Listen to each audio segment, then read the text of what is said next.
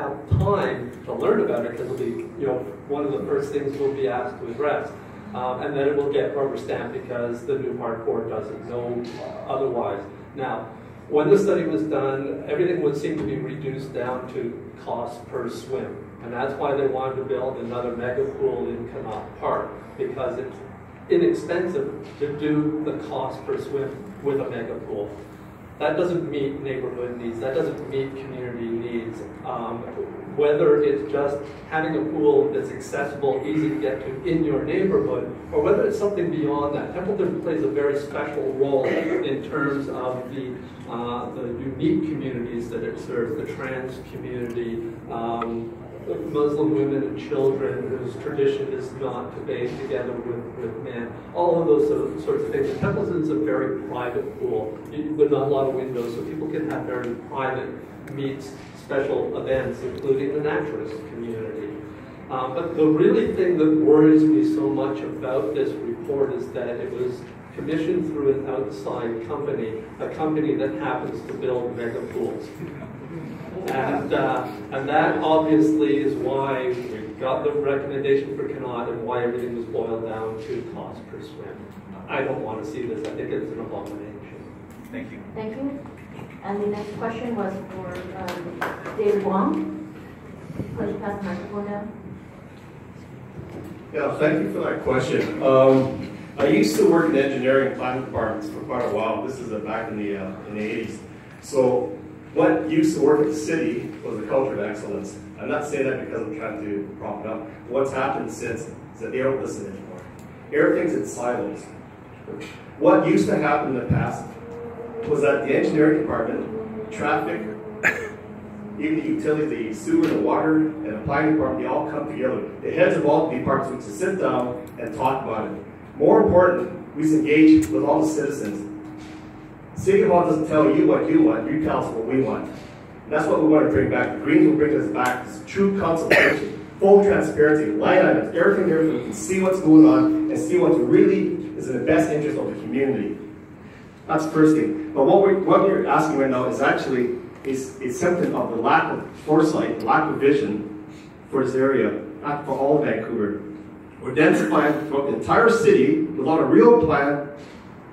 This is what we're ending up with. People are moving out and moving in, and we're building all these towers, but yet there's nothing to accommodate the infrastructure and all these other important things that build a community. So what are we going to do? We're going to go back and say, we need a proper plan, a citywide plan. We're also going to have a planning office that we will consult and engage with the community, get information back, and we're going to share it online so people can see all this stuff. And we'll get feedback. And we're going to also find out how much it really costs. The Greens will have a full, transparent, and full accountability. That's what we promise. Thank you. We will now move on to the next question. Hi, my name is Holly Pachano. I'm going to be a pain, and I'm also going to bring up the Adanac overpass. It's a pretty hot topic in our neighborhood, and for good reason.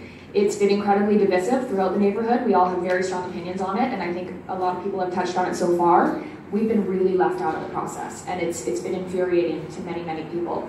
The fact of the matter is we're in a place now, the closure is in place. And regardless if you like it or not, we're trying to live with it. We're trying to get it enforced to make it safe for everybody because it's been an absolute nightmare.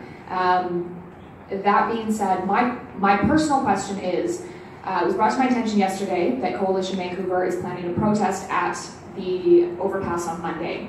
They apparently in their platform immediately want to remove the closure and open it to all traffic, which I assume includes commuter traffic.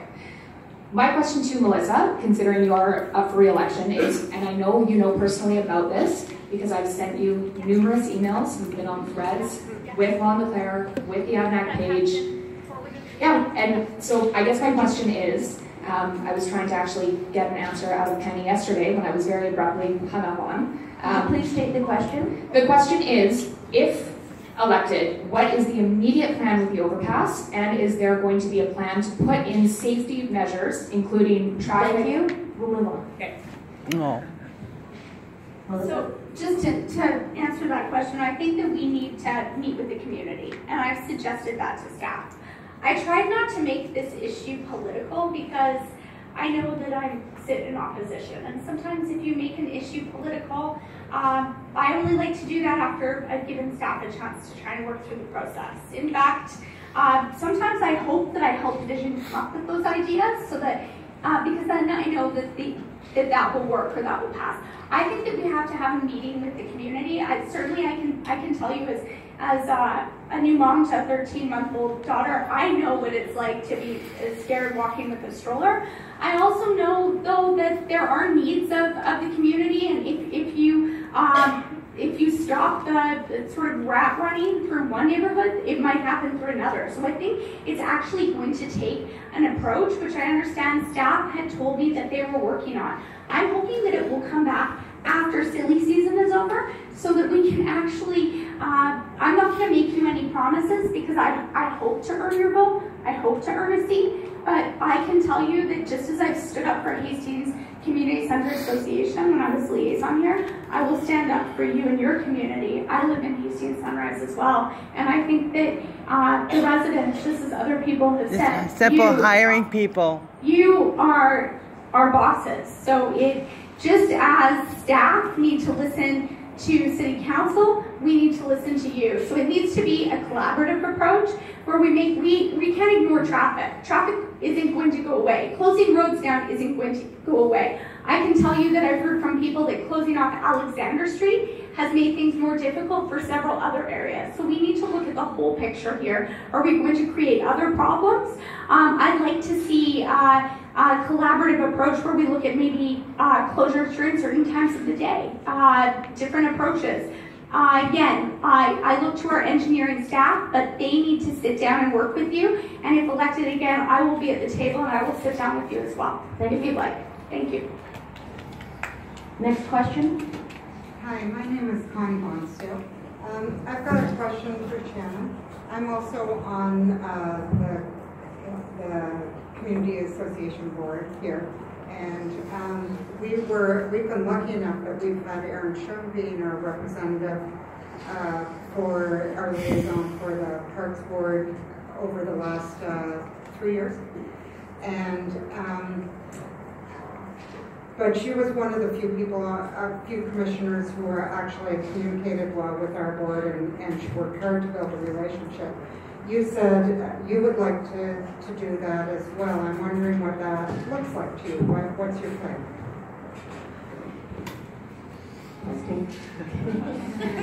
Just making sure. You know, I must say to you that I've been struck by the increase in community engagement that the Park Board has been involved in since we've had a new director. I'm going to give a shout out to Donnie Rosa.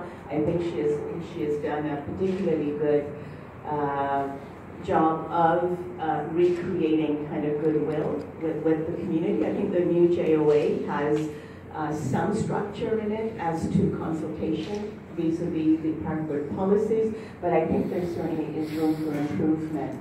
And I think, again, that would come from engagement with the community, but we've heard suggestions from having regular forums so that people can come and speak to them and know that, you know, on a monthly basis or bi-monthly basis, this is going to be a recurring venue, a recurring platform for the community to engage. I find that some community members are left out through the Vancouver surveys, online surveys, through town halls, through workshops, and there are other ways of engaging the community, and certainly open to suggestions on that, but that's certainly the direction that I'm going.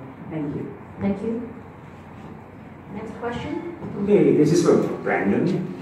Notre Dame Private School has been given permission to build a 2,000 spectator football stadium in our neighborhood with no public consultation whatsoever.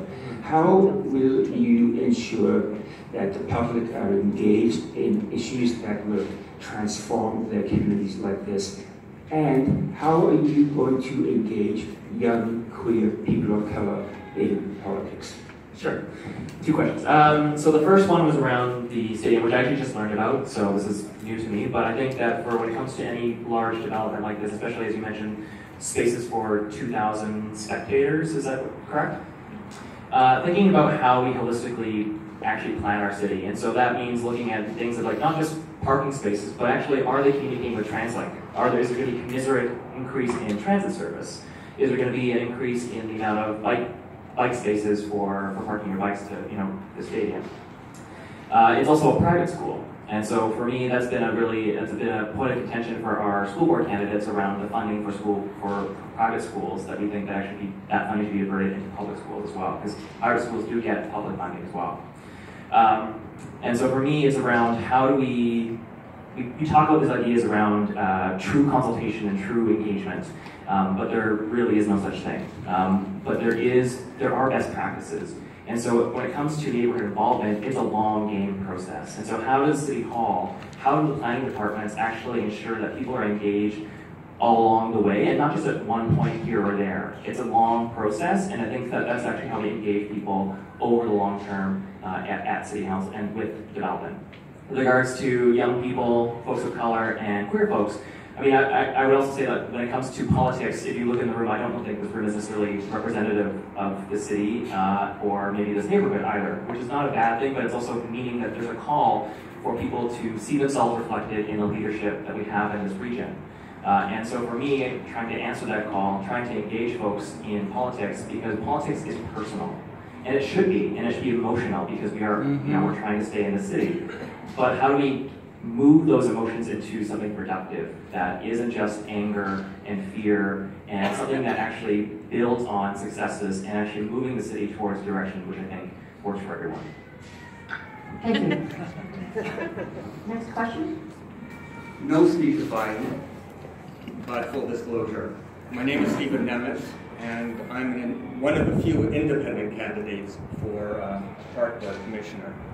And actually, I'm happier to be in the audience than up there, because at this early stage of the campaign, I really want to listen and not to talk, because I think that's one of the problems that the electorate is very, very upset about and concerned about. And I pick up on the question of the gentleman who just spoke about the problems with the lack of public consultation. So my question is for Rohanna. Rohanna, please speak to me and to all of us here on whether City Hall has been listening for the last 10 years and how we can change that. Thank you. So I'll answer your question first. No, absolutely not. I know this because I have attended almost every public hearing for any major event. I was there at the mass rezoning public hearing, and you know what they did? They scheduled it at 3 p.m. on a work day. How people can attend that with our high rents, and you can't take a day off work, and the next day they try to get it at 11 o'clock in the morning. Yes, and thankfully Adrian Carr pushed back, and we got it at 1 o'clock, and I had to take time off from work, and there were, I think, 30-something people waiting to speak that day, and only about 15 people got there. And a lot of my friends turned up at 6 o'clock, and by the time it was all over. And those are the tricks that they use to make sure that people's voices aren't heard. And now they have just come out in the open and said that they're going to do away with the public hearing process altogether. Because you know why? Because, I can't remember the exact word, but it's something along the lines of, they wanted to do away with public hearings for development, rezoning, everything that involves, making sure that the developers' voices are heard, but not the people's voices. The second part of your question, what we need to do is we need to go to the people. So what we have committed to is to have public hearings, not just public hearings, public consultations at the community centers. We have 23 of them, so if we do them, we do twice a year, we can still cover them in 1 year, right? So go to the people, and when we build a citywide plan, make sure the plan comes from the people, comes ground up. How can some guy sitting on 12th and Canby know what's best for you? They can. The neighbors know what's best for the neighborhood. And the neighbors' voices have been silenced. But if we go to the communities and if we get people to tell the people that we are listening, people will start speaking up again. And that's what we plan to do. Thank you. Thank you. Next question. Hi, my name is Donatella. Before I ask this question, I just want to say that you guys have all done great speeches tonight, and I really admire each and every one of you because it takes a lot of courage to be up here, and I just wanted to say that. This question is for Melissa. If you are re-elected, will you save the viaducts? If not, why not? And how will businesses downtown survive without transportation going into downtown? I know that's 3 questions, but... All right, so I am a sitting councillor right now. I'm a sitting city councillor.